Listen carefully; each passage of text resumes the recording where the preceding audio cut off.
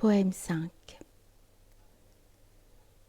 Les moments où l'on se joint à vous sont fêtes et réjouissances. Ô vous qui êtes l'esprit pour moi, le rafraîchissement, le vin. Ô vous dont la vision cerne mon œil du khul de la veille, il brille dans le visage du beau où il trouve son repos. Vous dont l'ardeur s'infuse en toute sa nature, intellect, âme, membres, esprit, je n'ai jamais rien vu apparaître sans que les bien-aimés de mon cœur brillent en deçà. J'ai contemplé la beauté de celui à qui nulle beauté ne peut être comparée, après quoi mon cœur ne put se complaire à en aimer d'autres. Je suis dans l'incapacité de regarder d'autres qu'eux, quand bien même me haïrait et me désapprouverait le reste du genre humain. Je fus engloutie dans leur amour un temps, et maintenant me voici, dans leur océan, vrai vaisseau et navigateur. Peu importe pour celui qui un jour a vu leur beauté, que le soleil et ombre ne lui apparaissent plus. Si les montagnes de la Mecque voyaient où ils vivent, elles gémiraient, et d'amour pour eux roucouleraient, et même crieraient-elles. Si les astres brillants dont le mouvement circulaire n'a pas de fin les voyaient, ils ne pourraient ni aller ni venir. Si je pouvais m'émerveiller de quelque chose, je m'émerveillerais de la patience des amants qui ne peuvent ni gémir, ni communiquer leurs secrets. Je veux cacher la passion un temps, mais m'en empêche ma volupté. Comment pourrait-il en être autrement? L'amour est opprobre. Rien ne me fera tourner bride, ni renoncer à l'amour que je leur porte, ni sabre tranchant sur ma poitrine, ni lance. Les blâmeurs disent « Le charme est en toi ». Je leur réponds « Oui, et j'y trouve ma santé, mon équilibre ». Il ne cesse de croître en moi à tout instant, pour toujours, et grâce à lui je reçois des louanges parmi les êtres du fol amour.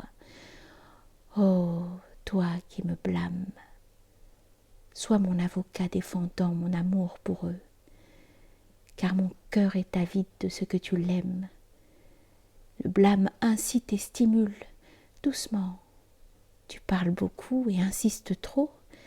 Moi, en vérité, je romprais avec l'ami intime qui ne me parle pas d'eux et n'a pas les tables de ma Torah.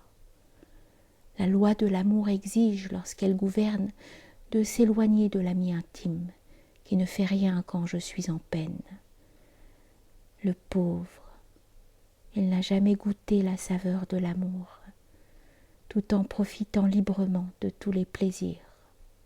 Il n'a pas passé des nuits blanches à observer les étoiles, troublé par la passion, les noirs serpents du désir rôdant dans ses entrailles.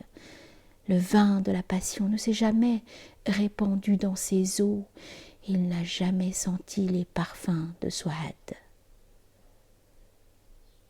Mon commensal, celui avec qui je m'entretiens de nuit, n'est autre qu'un jeune homme divulguant leur enseignement d'une manière intelligible.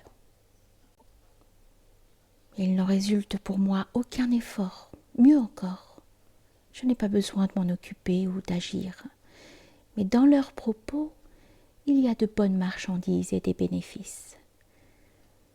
Le paradis de l'immortalité n'est que dans leurs assemblées. Ils recèlent des fruits, des oiseaux, de grands arbres. La passion de l'amant chez l'aimé, où est-elle ensevelie?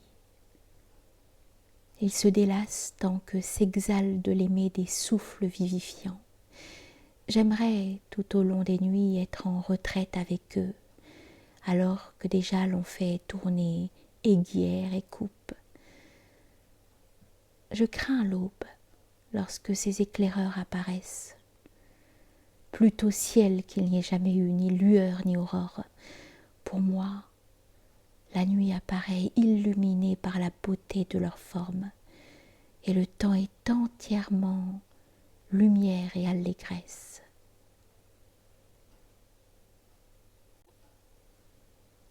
Apaise-toi, mon cœur, et installe-toi dans la grâce et la reconnaissance. Tu as atteint ce que tu visais, les autres hommes étant soumis à l'arrêt ou au mouvement.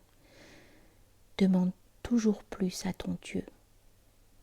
En vérité, il possède des trésors sans serrure ni clé.